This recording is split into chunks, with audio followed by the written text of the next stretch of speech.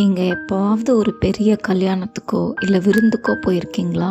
அங்கே போனதும் முதல்ல என்ன யோசிப்போம்? நம்ம எங்கே உட்காரணும்? இதுதான் நம்ம மைண்டில் ஓடும் இல்லையா? சுமார் 2000 வருஷத்துக்கு முன்னாடி இயேசுவும் இது போல் ஒரு விருந்துக்கு போயிருந்தார். அங்கே வந்திருந்தவங்க பண்ணுறத கவனிச்சாரு. அங்கே ஒரே தள்ளுமுள்ளு. அந்த காலத்தில் நீங்கள் எந்த இடத்துல உட்கார்றீங்கிறத வச்சு தான் உங்கள் கௌரவத்தை முடிவு பண்ணுவாங்க.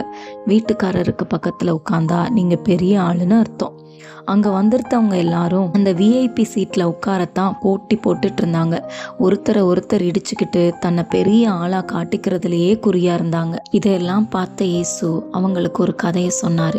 யாராவது உங்களை ஒரு விருந்துக்கு கூப்பிட்டா போன உடனே போய் முதல் வரிசையில் உட்காராதீங்க. ஏன் தெரியுமா? யோசிச்சு பாருங்க. நீங்கள் கெத்தாக போய் முதல் சீட்டில் உட்காந்துட்டீங்க. ஆனால் உங்களை விட பெரிய ஒரு கெஸ்ட் அங்கே வராரு. அப்போது வீட்டுக்காரர் வந்து உங்கள் தோலை தட்டி கொஞ்சம் தள்ளி உட்கார்றீங்களா, இது அவருக்குரிய இடம் அப்படின்னு சொன்னால் எப்படி இருக்கும்? எல்லாரும் முன்னாடியே உங்களுக்கு எவ்வளவு அசிங்கமாக போயிடும் இல்லையா? நீங்கள் வெட்கப்பட்டுக்கிட்டே வேற வழி இல்லாமல் கடைசி இடத்துக்கு போய் உட்கார வேண்டியதாக இருக்கும். அதுக்கு பதிலாக இயேசு ஒரு ஐடியா சொல்கிறாரு. நீங்கள் விருந்துக்கு போகும்போது நேராக போய் கடைசி இடத்துல உட்காருங்க. அப்போது அந்த வீட்டுக்காரர் வந்து உங்களை பார்த்து, நண்பா ஏன் இங்கே உட்காந்துருக்க, முன்னாடி வந்து உட்காரு அப்படின்னு கூப்பிடுவார். அப்போது அங்கே இருக்கிற எல்லாருடைய கண்ணுக்கும் நீங்கள் கௌரவமாக தெரிவிங்க. நீங்களாம் அந்த இடத்த தேடி போகலை, அந்த இடம் உங்களை தேடி வரும். இது ஏதோ சாப்பாட்டு பந்தியில் நடக்கிற சாதாரண விஷயம் கிடையாது.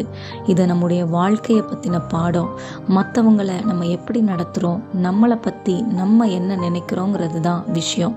இன்னைக்கு இருக்கிற உலகம் என்ன சொல்லுது? முண்டி அடிச்சு முன்னாடி வா, சத்தம் போட்டு உன்னை காட்டிக்கோன்னு சொல்லுது. ஆனால் இயேசுவோ பணிவா இருக்க கற்றுக்கோன்னு சொல்கிறாங்க. இந்த கதையை இயேசு இப்படித்தான் முடிச்சாரு. தன்னை உயர்த்துகிறவன் எவனும் தாழ்த்தப்படுவான், தன்னை தாழ்த்துகிறவன் உயர்த்தப்படுவான். பாடம் ரொம்ப சிம்பிள். நமக்கான அங்கீகாரத்துக்காக நாம் மற்றவங்க கூட சண்டை போட தேவையில்லை. நம்ம பணிவோடு மற்றவங்களுக்கு சேவை செஞ்சாலே போதும், தேவன் நம்ம உயர்த்துவார்.